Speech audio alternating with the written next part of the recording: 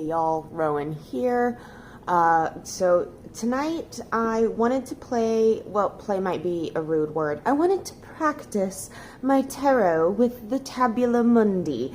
I say it like that because this deck, I feel like if I played with it, or if it thought I were playing with it, I don't know, it would do something very unpleasant to me somehow. This deck scares me a little bit. It's so stern. But I love it. I think it's beautiful. I'm very fascinated by the artwork. I'm glad to have it in my collection. It's a new one to me, so I want to spend some time with it. And I thought today I would practice my first operation with this deck. So the first operation is a tarot reading technique that was popularized, though not invented, by Aleister Crowley.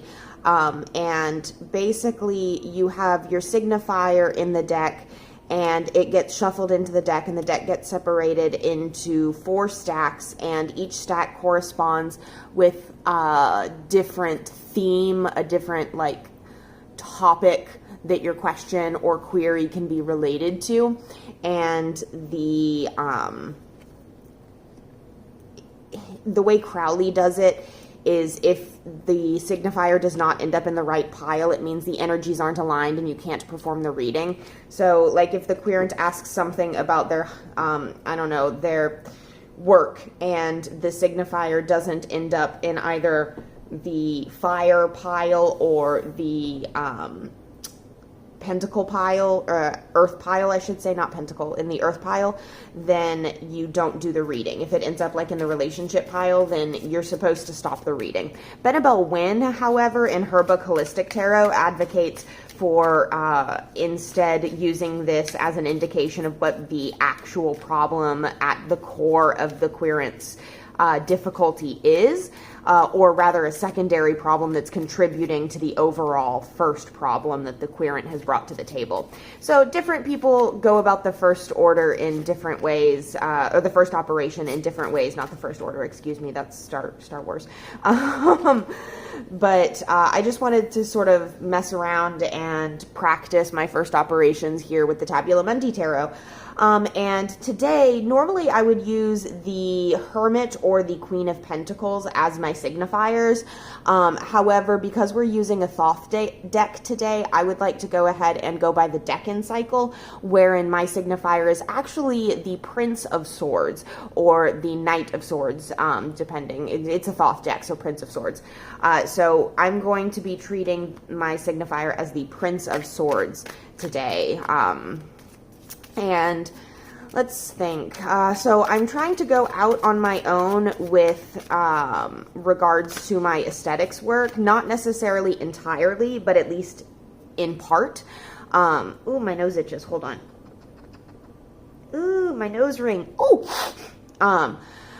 But I'm trying to go out on my own and offer mobile facials. So that would be me coming to people's houses and performing facial services for them in the privacy of their own home. This is going to be excellent for people who deal with mental health issues or who are bedbound or what have you. And I would like some guidance on that enterprise. So either the... I guess really this could, I'm going to go with the Bennabel Wynne method of wherever my signifier lands, it points to the secondary issue at play here. That's how I'm going to do it. So, I want to know about my business venture as an esthetician. How is that looking? What do I need to know about it? Maybe some advice relating to it. I'm looking for, let's say, 7 cards. 7 cards relating to the business venture of mobile aesthetics for myself.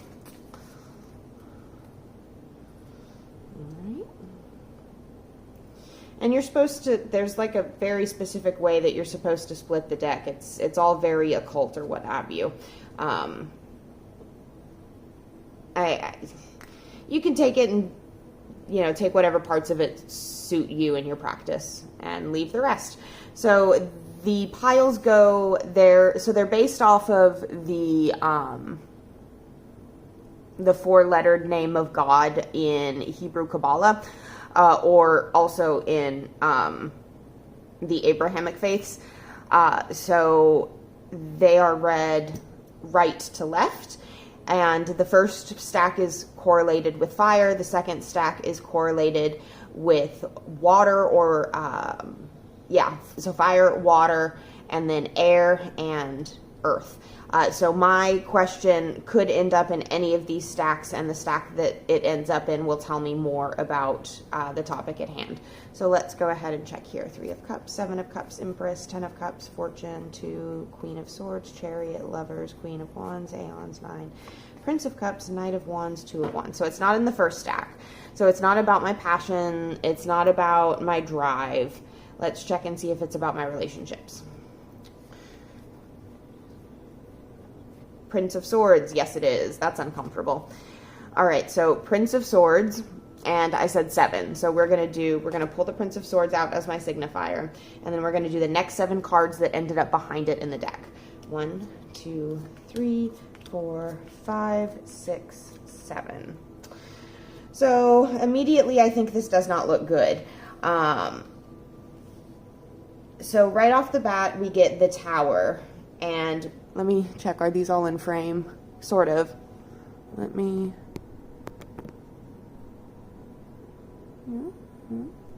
Is that better? A little bit? So we've got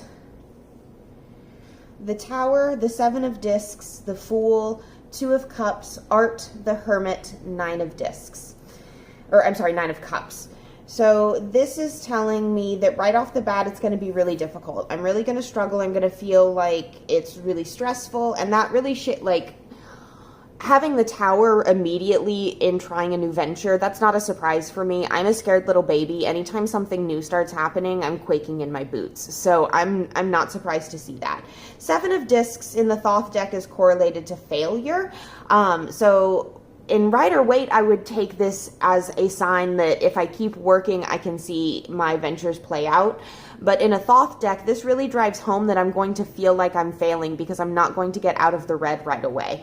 And later on, we get the 2 of Cups and the Hermit, which perhaps indicates to me that I don't have and this being in the relationship pile, this perhaps indicates to me that I don't have the clientele necessary to get out of the red really quickly. This indicates to me that perhaps my issues are going to be that it's going to be slow starting. I'm not going to be able to pick up a lot of speed right away. However, the Fool card and the rest of this, the immediate impulse of the spread is that it's going to feel like a failure. It's going to feel really difficult. It's going to be really scary. But if I keep going with it and I commit to trying to build those relationships that are going to support my business, and if I commit to perhaps maybe like the Hermit to me speaks to not only the idea of like staying in my lane and keeping out of other people's business, but it also speaks to this unwilling guide perspective, which tells me that maybe I'm better off teaching if I want a secondary source of income rather than going off on my own venture. It could also indicate to me that my role in people's lives as an esthetician is going to be one that's more on the spiritual side of things, which is not that difficult to believe because I've been thinking lately about whether I would like to incorporate possible tarot readings for some of my clients into like mobile services. Like if I were to go to your house and offer you a facial and I feel like the vibe is right, and like let's say you were talking about something during the facial and I think, okay, would you like a reading on that for an additional small fee or an additional tip? So like that's something that I'm thinking about offering. So that could speak to that aspect, where that part of myself is going to be servicing as a guide to people, but is also something that's going to keep me on this quiet path that not many people can join me on, I guess, if that makes sense. And then we've got the Fool, the Art card, and 9 of Cups, Happiness. So the Tower, the Fool, the Art, and the Hermit. So with these major arcana cards showing up like this, there's definitely a lot of big shift energy here.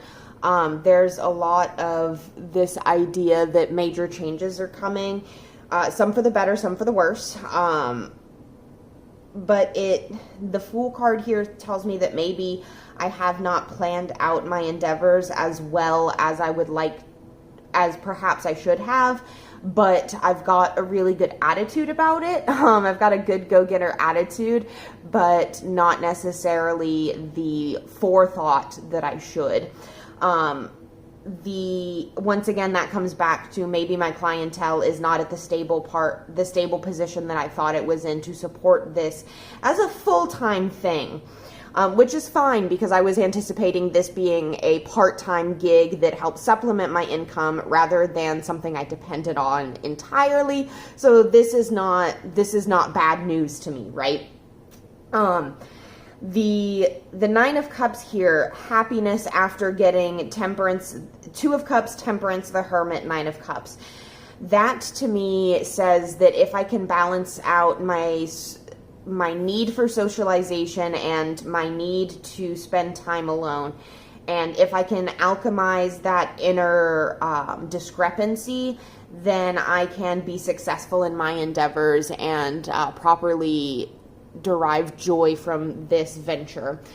However, again, it's going to be a rough start is what I'm getting here. It's not going to be an overnight success. It's not, and like, this is not news to me. I didn't expect it to be, but it's good to have reasonable expectations and to have a good idea as to what you're going to be up against.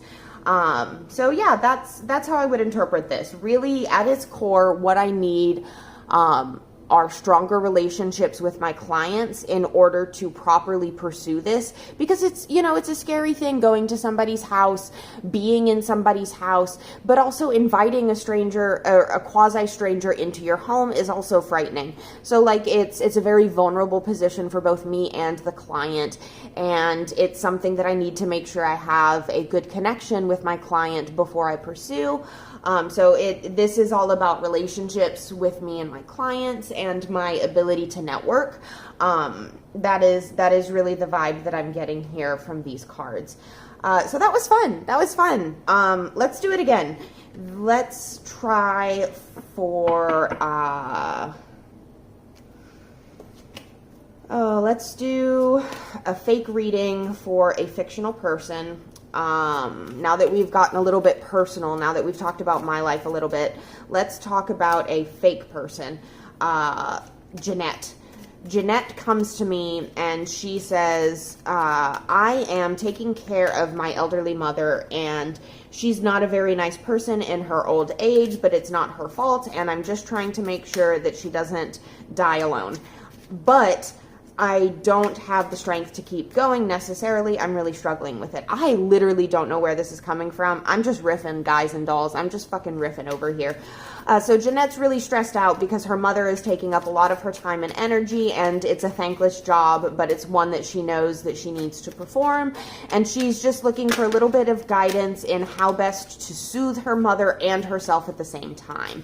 So Jeanette's really just looking for some advice on how to keep this unstable position or this unstable situation stable. So Jeanette, I probably shouldn't do this, but I do love to riffle shuffle this deck. This deck comes in like, I don't know, a bajillion different sizes. I got the palm size version. I think it's the perfect size, but it does come in 2 larger sizes and 1 smaller size. Alrighty, so let's see. Jeanette is, I don't know, a Cancer. Let's find out what Cancers are. I don't actually know off the top of my head. Jeanette's a Cancer. What is her signifier? I'm going to put her in the middle of the Cancer thing. And she is Queen of Cups. Yeah, that would make sense. So Jeanette is the Queen of Cups. We're going to look for her signifier. And how many cards, Jeanette? How many cards do you want? 5? All right, 5 cards, Jeanette. We're going to pull 5 cards for you. Queen of Cups is your signifier for guidance as to how to proceed with taking care of your mother.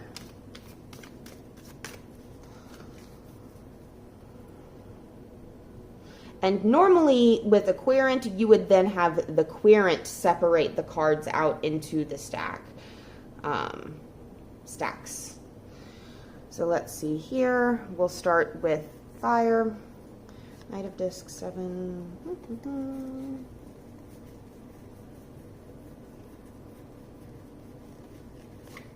Nope. Looking for the Queen of Cups.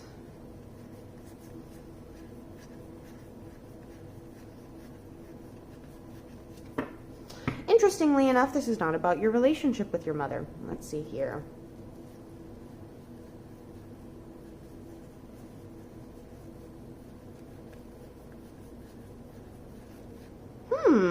Fascinating.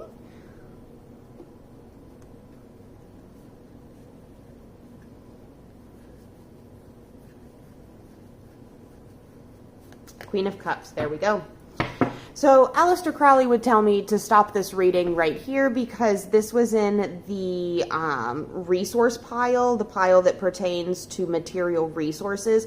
But to me, this speaks to the idea that our querent does not feel like they have the wherewithal to continue the necessary care that their parent deserves. So we're going to set Jeanette's signifier off to the side, and Jeanette wanted 5 cards. So we've got the Magus, the Hierophant, the Emperor, oh my god, Queen of Discs, and Ace of Cups. Okay, so despite Jeanette not feeling like she has what she needs to take care of her mother, this says otherwise.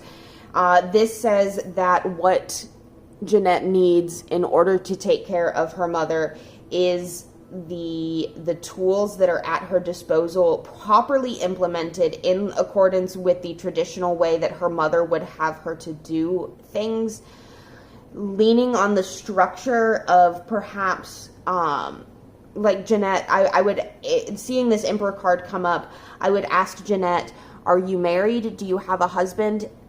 Is your father still alive? And if so, what the fuck are they doing for your mother at this time? What the fuck are they doing to support you? And if Jeanette's all on her own, then I would say that Jeanette needs to rely on building structure to support herself, because she doesn't have necessarily the exterior structure in place for her.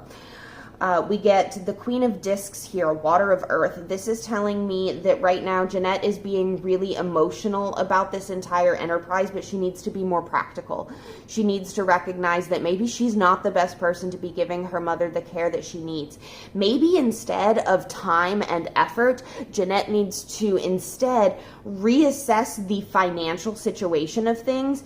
And maybe what's best for Jeanette's mom, Jeanette Sr., I don't know her name, is not to continue receiving direct care from Jeanette, but for Jeanette to, instead of leaning on her wand, her fire, Jeanette needs to lean on her pentacle, her earth. She needs to go to her financial side of things and see if it's feasible to get help. Because right now Jeanette's overwhelmed, and quite frankly, Jeanette is not the authority that she should be turning to right now. I think Jeanette needs the assistance of healthcare professionals in the care of her mother, and that might look like a nurse.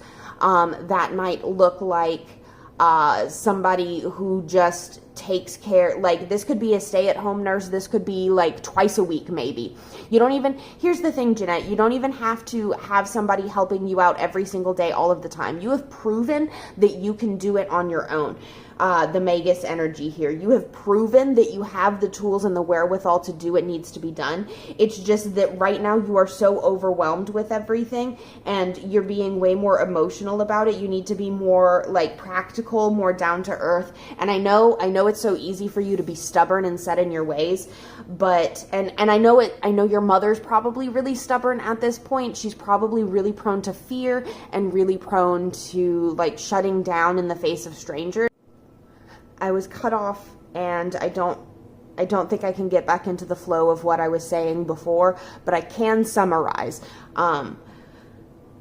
Jeanette, you do have all of the tools necessary to give your mother the care that you want to give her, but right now you need to reassess how you're utilizing those tools because you're not properly implementing that which is at your disposal. We ended up in our financial pile, which tells me that this is about the material things that you have at your disposal and how you apply them. So your resources are not properly being distributed here. The Hierophant tells me that you need to look to higher institutions, higher medical institutions, higher educational institutions. I'm really leaning towards medical here. You need to look towards hospitals, towards nursing programs, towards Medicare kind of things, rather than depending on yourself to be your mother's sole giver. And both yourself and your mother are in need of more structure and more support at this time. So I really get the energy here that some more, infrastructure needs to be put into place. And like I said, I'm getting the vibe that what you need is assistance from a nurse, maybe a couple of days a week so that you can have days off and your mother can be checked on by somebody who has more medical know-how than you. It's going to be really scary because both of you are very stubborn women, but you've got to be practical about the situation at hand.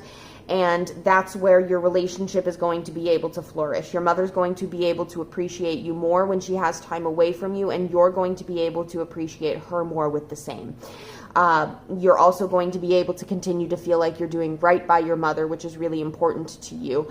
So we're going to continue to fill that cup, and we're going to do it in a way where you don't have to constantly pour it out for somebody else as soon as the water reaches the top, okay? So that would be how I would do that reading. I'm very interested to know, this is a made-up situation. Jeanette does not exist. However, if you are in the position of being Jeanette, that's a tough one, and I'm sorry that I was so flippant with such a situation for the cards. It's literally just what came to my head, and it's close to my heart because dementia runs in my family, but I truly was not trying to be offensive by choosing that for our fictional querent. That's just what came to my mind. I don't know that is the correct way to interpret those cards. So I'd be very interested to hear from people who have more Thoth experience than me, because that, I have to admit, was a very Rider-Waite-Smith method of interpreting the cards.